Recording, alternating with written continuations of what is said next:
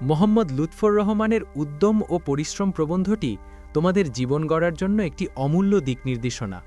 এই প্রবন্ধে লেখক কেবল কাজের কথা বলেননি, বরং দেখিয়েছেন কিভাবে সৎ শ্রমের মাধ্যমে একজন মানুষ তার ব্যক্তিত্ব আর মর্যাদাকে আকাশচুম্বী করে তুলতে পারে। চলো আমরা এই শক্তিশালী প্রবন্ধটি একটি প্রাণবন্ত আলোচনার মাধ্যমে বিস্তারিত বুঝে নিই। এই প্রবন্ধটির লেখক ডক্টর মোহাম্মদ লুৎফর রহমান। তিনি শুরুতেই আমাদের প্রচলিত চাকরি করার মানসিকতাকে এক বড় চ্যালেঞ্জের মুখে ফেলেছেন। তিনি বলছেন, চাকরি তখনই করা উচিত যখন তা হবে জাতির সেবা এবং যাতে তোমার মর্যাদা আর ব্যক্তিত্ব নষ্ট হবে না।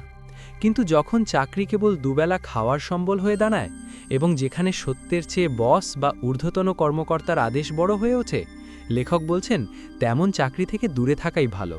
কারণ যে কাজ মানুষের মনের স্বাধীনতা কেড়ে নেয়, সেই কাজ আর পশুর জীবনের মধ্যে কোনো তফাৎ নেই।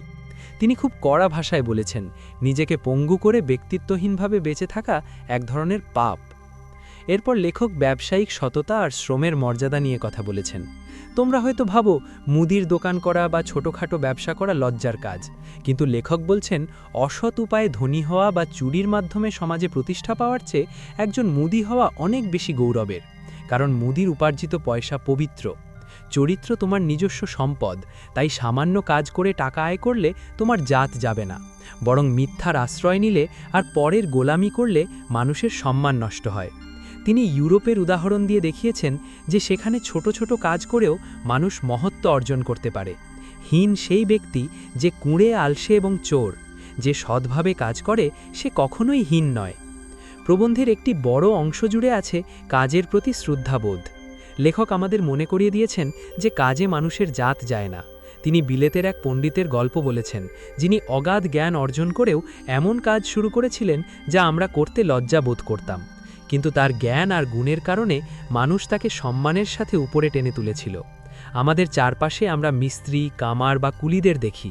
লেখক বলছেন তাদের হাতুড়ির আঘাত আর কপালের ঘামকে শ্রদ্ধার চোখে দেখতে শেখো, কারণ বিশ্ব সভ্যতার এই যে বিশাল দান আমরা ভোগ করছি তা এই হাতের কাজের সাহায্যেই তৈরি হয়েছে। কাজকে খেলো বা ছোট মনে করা আসলে মূর্খতা।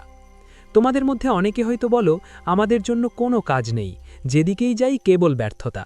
লেখক এই অভিযোগকে সরাসরি কুড়েমি আর অমনোযোগের ফল বলে উড়িয়ে দিয়েছেন।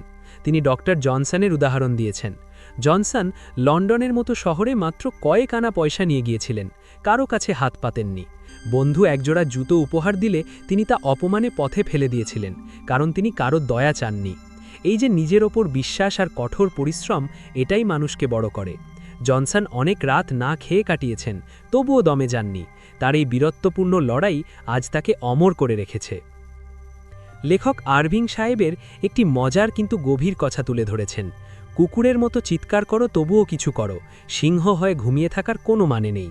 যারা পরীক্ষায় পাশ করার পর মনে করো তাদের কোনো মূল্য নেই, তাদের লেখক উদ্যমহীন অভাগা বলেছেন। কারণ পরিশ্রমী মানুষ বালিতেও সোনা ফলাতে পারে। কাজ ছোট হোক বা বড়, তা প্রাণ দিয়ে করতে হবে। তিনি ফক্স সাহেবের উদাহরণ দিয়েছেন, যার লেখা খারাপ ছিল বলে লোকে সমালোচনা করেছিল, কিন্তু তিনি দমে না গিয়ে স্কুলের বালকের মতো আবার লেখা অভ্যেস করে নিজের কাজকে সুন্দর করেছিলেন। অর্থাৎ নিজের ভুল শুধরে পরিশ্রম করলে উন্নতি অবধারিত।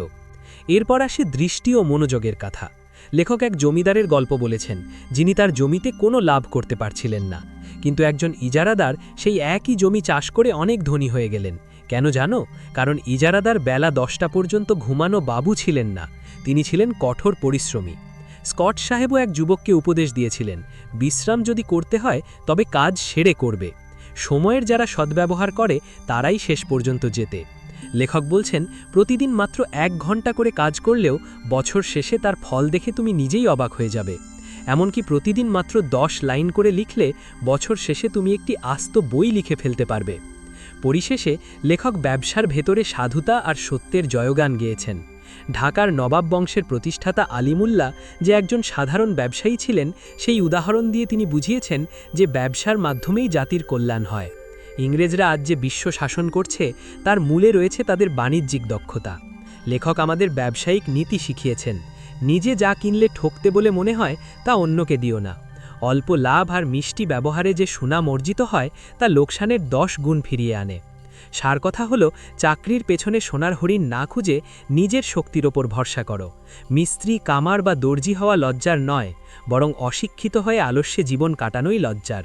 শিক্ষিত ব্যক্তি যখন যে কোনো কাজকে সম্মানের সাথে গ্রহণ করে এবং তাতে প্রাণ ঢেলে দেয়, তখন তার জয় হবেই।